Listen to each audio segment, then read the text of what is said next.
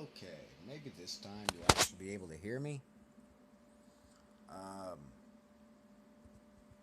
so here's the thing. On the Black Lives Matter movement, on the Black Lives Matter movement, my opinion is it is important. It is very important. I mean, black people are disproportionately locked up, arrested, shot, killed.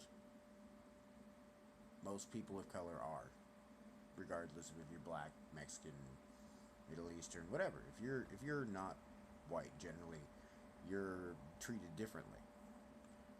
Um, I may look white, but I'm not. I'm just gonna say that flat out. Um, but anyways, even though it's important, you still need to act like civil people. You still need to do that because nobody's gonna treat you civilly. Nobody's gonna treat you like you deserve to be heard if you don't act like you deserve to be heard. If you run around and scream at the top of your lungs about how, white people suck and all this other crap, or cops are fucking murderers and everything else, nobody's gonna take you seriously because you're acting like a dumbass. Um, Killing cops is not gonna make the situation any better.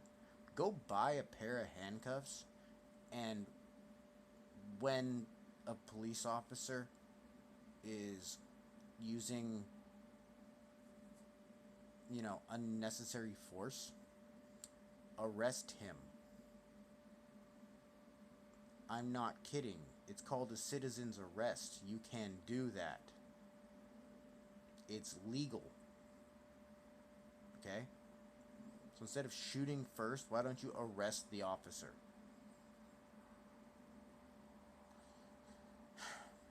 Yes, and call the cops on him. Like, when you put him in handcuffs, call the police and say, hey, your officer just shot somebody who was compliant. I have arrested him and put him in handcuffs. He's in the back of his car, and I am trying to save this person's life. Or whatever the situation may be. Do it that way. Do it the smart way. Now, I'm going to switch gears here because I think that's enough, but I'm going to finish the Black Lives Matter topic real quick with this statement. You don't have to be white to be racist. You can be black and be racist. You can be Mexican and be racist. You can be Asian and be racist. You can be white and be racist. You can be Middle Eastern. You can be anything and be racist. It doesn't matter about the color of your skin. Racism is an attitude, not a reflection of your pigment. So if you are racist, shut the fuck up. Nobody wants to hear from you. Nobody cares about your opinion because you're still living in the 18th century. We're in the 21st century. Get with the times. Number one. Number two. Being racist shows that you're ignorant. And ignorance is by definition part of the N-word. I'm not using that word, I'm just saying that's part of the definition. You can do a little bit of, counterplay in your head and try to figure out what it means. Third option, third thing, we'll bring this in. Don't vote for Hillary Clinton. Don't vote for Donald Trump. Trump is actually a better choice than Clinton, but still don't vote for him.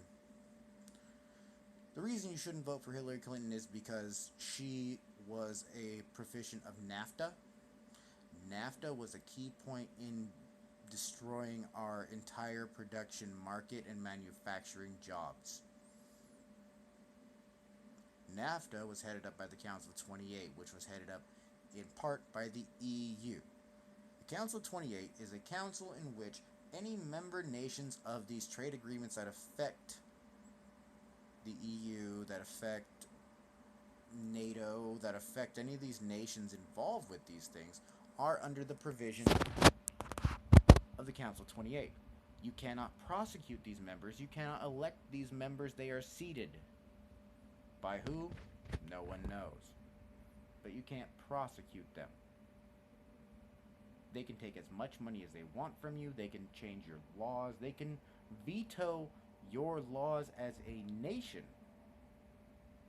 and say, you can't have that law even though I'm not a member of your nation. You still can't have it. They can do that. And guess what? Joining on board with NAFTA put us under the same provisions as the EU nations, because our trade agreement NAFTA was part of the EU trade agreement as well. Now the TPP is the same thing as NAFTA, except for it's more aggressive in the fact that it's going to take more of our manufacturing jobs, which we have very little to begin with right now. It's going to take a small percentage, if not a medium percentage, of international transportation jobs and stuff like that. Tanker ships, cargoes, it's gonna change fishing areas. It's gonna change the entire face of basically the world trade. Like, it's gonna change it all. And again, we will be more, indoctrined into the EU, into the Council of 28's domain. This will also, again, take away our right to self-govern. Because when we say we don't want this anymore, they say, oh, no, you can't do that because this trade agreement is forever. Oh, no, you can't have your jobs back. You can't make more manufacturing jobs in your nation because we say so. That's as flippant as they can be, and you have to follow that.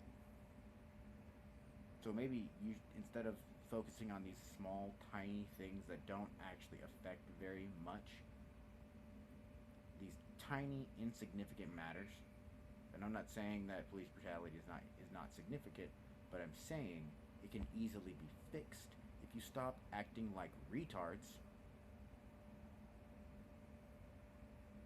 Just saying. Maybe if you grow the fuck up and act like an adult, people will treat you like an adult. It's simple. Maybe if you grow up and act more respectful towards other people, people will treat you respectfully. You know, the whole do unto others as you would have done unto you. The whole concept, golden rule and all that. Or how about, if you don't have anything nice to say, don't say anything at all. Pretty simple there.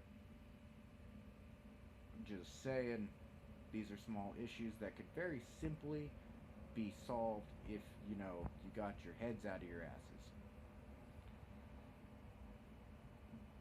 Back to the Hillary Clinton thing. She's shown multiple times, multiple occasions over the last 20 some odd years that she will lie to you straight to your face. She will fucking not care about the results. She's been in more scandals than any politician in the history of ever. She's probably been in more scandals than Caligula. But anyways, she's not in it for the American people. Neither is Bill Clinton. There have been so many reports of campaign contributions from foreign donors, which is illegal. Contributions from foreign donors, from dictators that we are in conflicts with at times, going into the Clinton Foundation.